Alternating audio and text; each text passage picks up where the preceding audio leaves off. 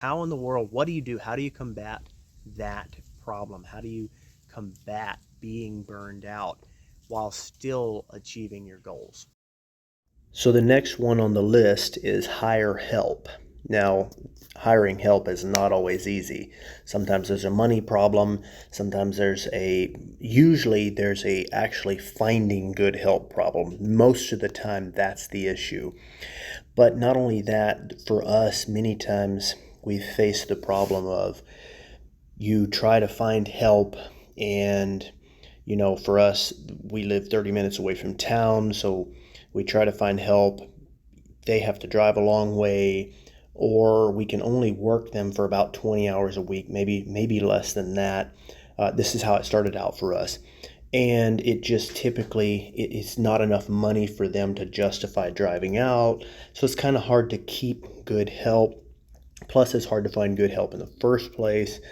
And then a lot of times, if you ever do get somebody trained about that time, they're moving on to something else, which is good for them. But it just, what it ends up being is every time you hire somebody, you spend most of your time teaching and training them, and you really don't get a lot of benefit out of it, unfortunately. So that can be an issue, and there's just several issues. Sometimes you also get the issue of just simply not getting enough good out of them, period. And it's not always their fault. A lot of times it is partially your fault, or sometimes completely your fault. Well, what we have found is it's actually better to hire more than one person. So what I mean is rather than hiring one person to work for you, let's say you hire one person for 7 days. You have a 7-day job coming up. Rather than hiring that one person, instead hire 7 people for 1 day. So part-time help seems to be the best answer for us in the beginning, sometimes forever. So by hiring 7 people, now this is an analogy. You might not be able to manage 7 people, but just use this principle.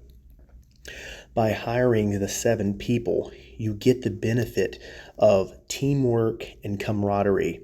You also get the benefit of getting it all done in 1 day rather than having to have someone show up and, take the time to get started, like all of these different things that it takes throughout the 7 days. Plus, one person, it's hard for them to be motivated by themselves. Sometimes it might be just you and them. It's just a motivation thing, it's a keeping things going thing.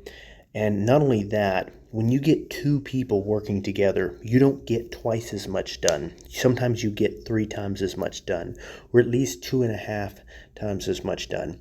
And that number just gets better the more people you add on, if you add on good people.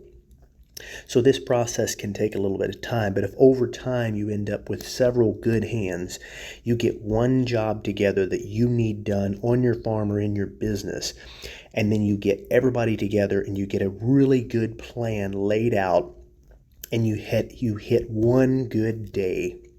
Many times that can be a much better option. It's way easier on you. It's a little stressful that day, but if you do it right, it can really be the answer. So I highly suggest going that route.